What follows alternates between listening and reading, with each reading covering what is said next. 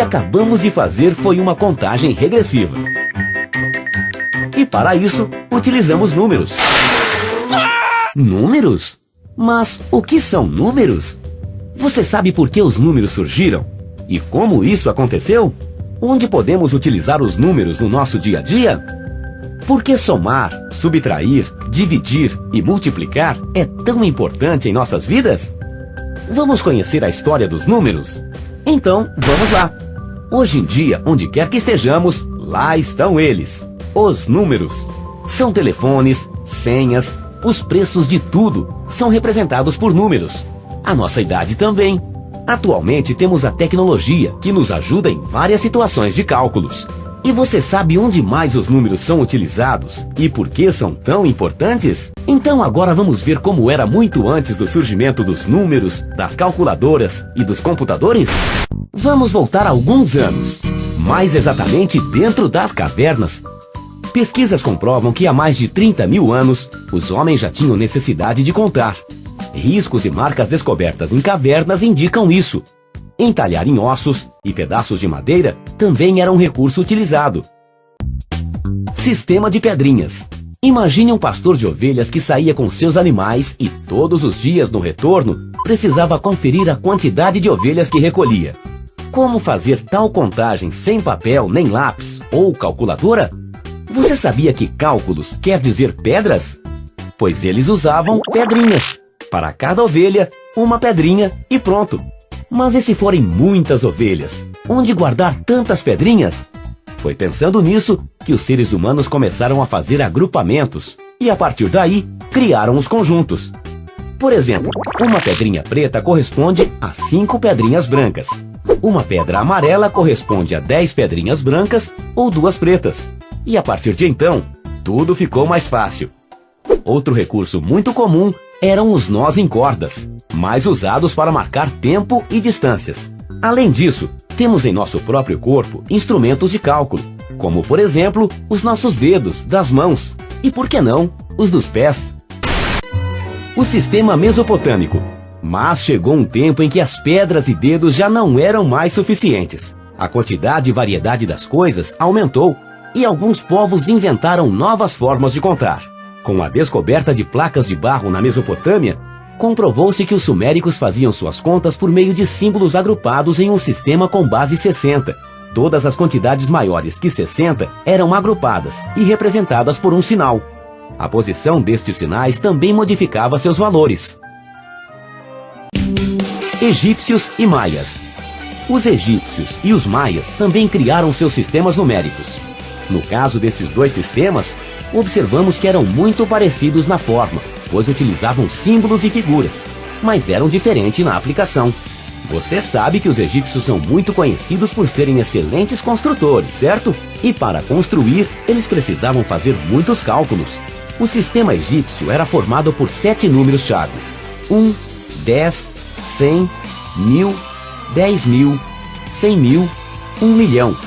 Cada um era representado por um símbolo. Assim, eles faziam suas contas. Existe um outro povo que também utilizava figuras para representar seus números: os maias.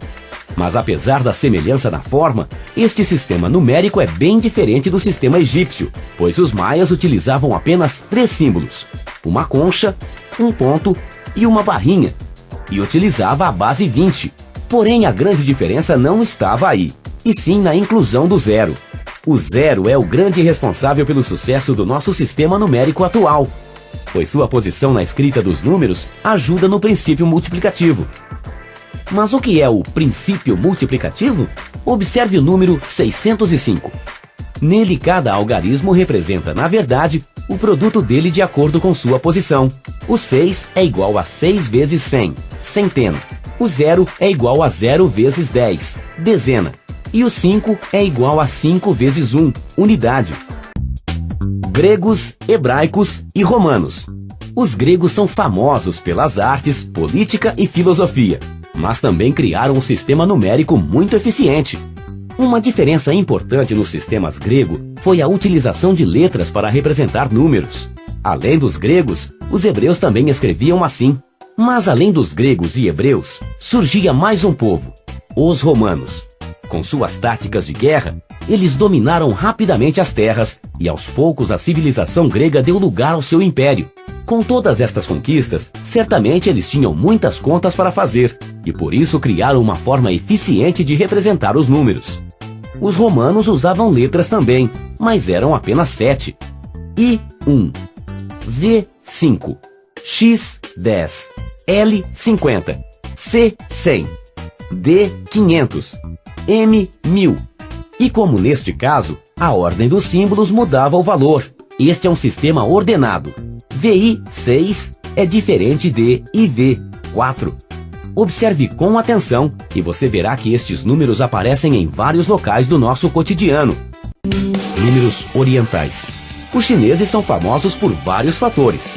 Por serem uns dos mais antigos povos do planeta e por serem muitos. Seu sistema numérico também era decimal e utilizava pequenos traços. Foi descoberto há cerca de 3.000 anos gravados em ossos e pedaços de cascos de tartaruga. No sistema numérico indiano, que é a origem do nosso sistema numérico atual, já era utilizado o 0, que no início era representado por um ovo de ganso. Com a utilização do 0, o sistema precisava somente de 10 símbolos para representar qualquer quantidade. Este sistema se espalhou e logo chegou à Europa, e de lá para o mundo, deixando impressionados muitos sábios e matemáticos. O sistema indo-arábico. O sistema tem esse nome, indo-arábico, porque tem sido criado pelos hindus, indo, e divulgado pelos árabes, arábico. Os números que você já utiliza atualmente já eram representados usando os números hindus. 0, 1, 2, 3, 4, 5, 6, 7, 8 e 9. Esses números, quando colocados em posições diferentes, eles assumem valores diferentes. Veja o exemplo do algarismo 4 em diferentes posições. No número 456, sabemos que o 4 vale 400, 4 vezes 100. Já no número 342, sabemos que o 4 vale 4 vezes 10, igual 40. No número 1004, o 4 vale 4 vezes 1, igual 4. Além de ser mais fácil por possuir uma quantidade pequena de símbolos, o sistema indiano permite calcular rapidamente. O que podemos perceber é que o ser humano, a partir da sua necessidade, principalmente de contar e calcular, criou formas para facilitar tais processos. Será que no futuro outras mudanças podem acontecer? Mas essa é uma história para ser contada daqui a mais uns 1000 anos. Até mais!